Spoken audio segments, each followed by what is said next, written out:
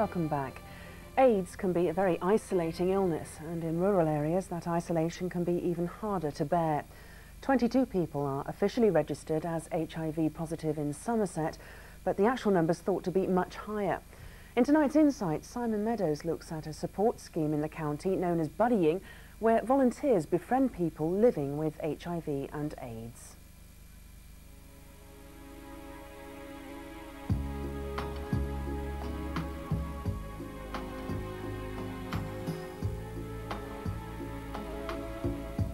She helped people with HIV and AIDS, and I thought, well, if she can do things like that, then I ought to be able to do things like that.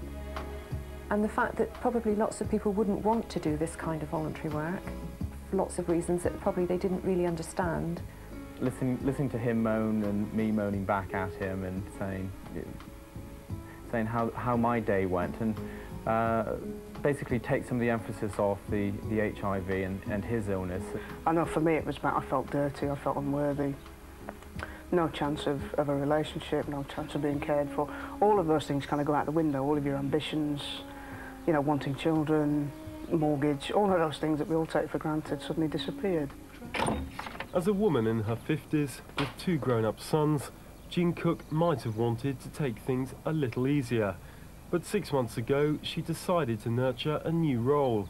She responded to an appeal by Somerset Sexual Health Services for volunteers to join its support scheme for people with HIV.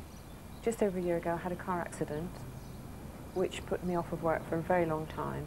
There was little for me to do, so I really felt there was a space that I needed to fill with something. It's very much a practical support, so if you like, volunteers will be sent round to support the client in cooking, gardening, helping them with odd chores, but also we hope that out of that a friendship will develop and that they can work in a supportive way with the client.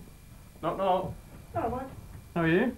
Michael Veale has given long-term support to Stuart Wright, who was diagnosed HIV positive 9 years ago. Stuart doesn't have family on hand to help him, but Michael is close by. They live in the same village of Puriton, near Bridgewater. My health has deteriorated, now to the point where I would be classed as disabled. I'm losing my sight, my balance, and have pneumonia every now and then. The difficult bit has been living with an uncertainty of what's going to happen to my health, how are things going to affect me daily. And it's not knowing, but it's knowing that something is almost looming above you. I wouldn't say I was judgmental or particularly sympathetic in a lot of ways. I feel very caring towards Stuart. I care a lot for him, and I don't like it when he's ill, but it's also a fact of life, and it's something which we both work through together.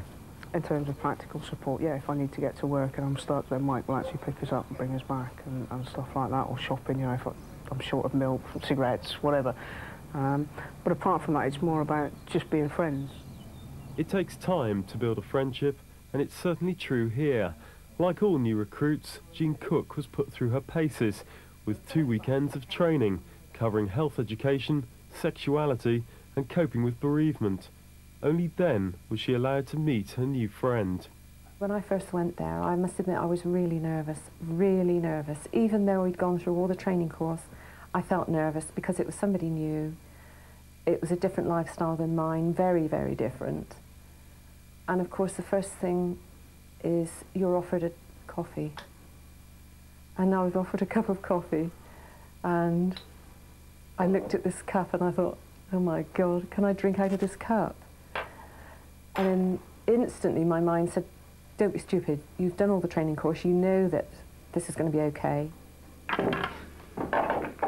A lot of people around me, particularly since I've been losing my sight, have felt it's unfair to play pool with me because they feel that they have a distinct advantage.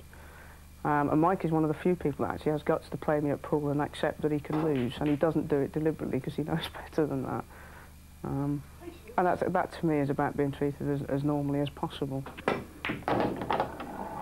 I usually think, well, I wonder if he's going to be alive today, because you never know. He is very ill. I usually feel very, very pleased that I've been. I can't say satisfied because I'm not, because I can't make him better. But I feel very satisfied to think that he's had a visitor.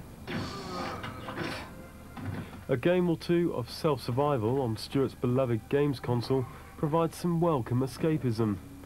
But both he and Michael know only too well that it's harder to survive in the real world.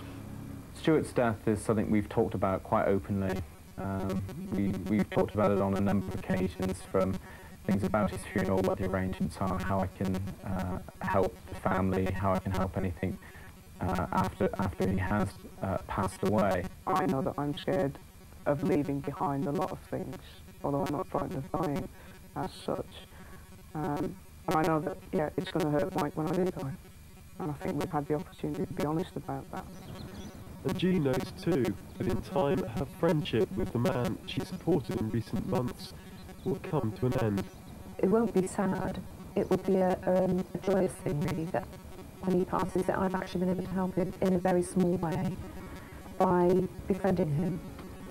A lot of these people don't have visitors. There's a dreadful stigma which has got to be overcome. If I make a stand and try and do this, then perhaps other people will help as well.